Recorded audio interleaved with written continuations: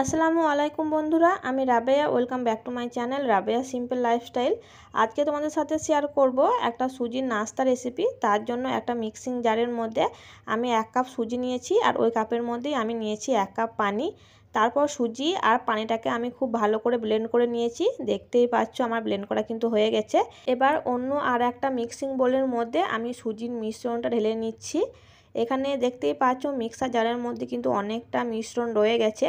তো আমি আবারও ওই চায়ের কাপেই 1/2 কাপ মতো পানি আমি মিক্সার জারের মধ্যে দিয়ে দিচ্ছি, আর খুব ভালো করে ধুয়ে নিয়ে নিচ্ছি।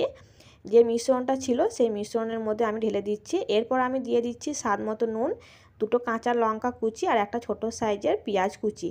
তারপর একটা হাতার সাহায্যে সবগুলোকে খুব ভালো করে মিশিয়ে নিতে হবে। এদিকে আমি আর একটা কড়াই বসিয়ে দিয়েছি, আর আমি কড়াইয়ে কিছুটা তেল ব্রাশ করে দিচ্ছি। মিশ্রণটা কিন্তু কোনো রকম রেস্টে রাখার দরকার নেই, শুধু কড়াইতে দেওয়ার আগে ভালো করে একটু নাড়াচাড়া করে নিতে হবে, তারপর কড়াইয়ে দিতে হবে। এখানে আমি 2 চামচ মতো মিশ্রণ আমি ওই কড়াইয়ের মধ্যে দিয়ে দিচ্ছি। সুজির ব্যাটারটা কড়াইয়ের মধ্যে দেওয়া হয়ে গেলে কড়াইয়ের যে হাতাটা আছে সেই হাতাটার সাহায্যে আমি আলতো হাতে কড়াইটা একটু 4-5টা ঘুরিয়ে নিচ্ছি। তোমরা দেখতেই পাচ্ছ ঠিক যেভাবে সরু চাকুলি পিঠা তৈরি করে সেরকমভাবে ঘুরিয়ে নিতে হবে। আর দেখতেই পাচ্ছ আমার কিন্তু পিঠাটা ঘোরানো হয়ে গেছে।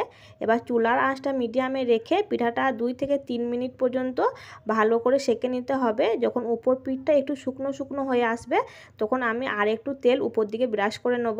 তারপর আলতো হাতে আমি পিঠাটাকে উল্টে দেবো।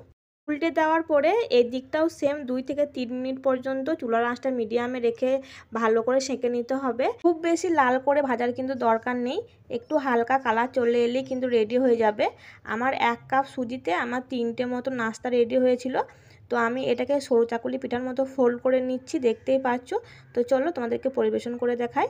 আর মাশাআল্লাহ সুজির নাস্তাগুলো দেখতে যেমন হয়েছিল খেতেও কিন্তু অনেক মজার হয়েছিল। তোমরা বাড়িতে একবার অবশ্যই ট্রাই করে দেখবা, খেতে কিন্তু অনেক মজার হয়।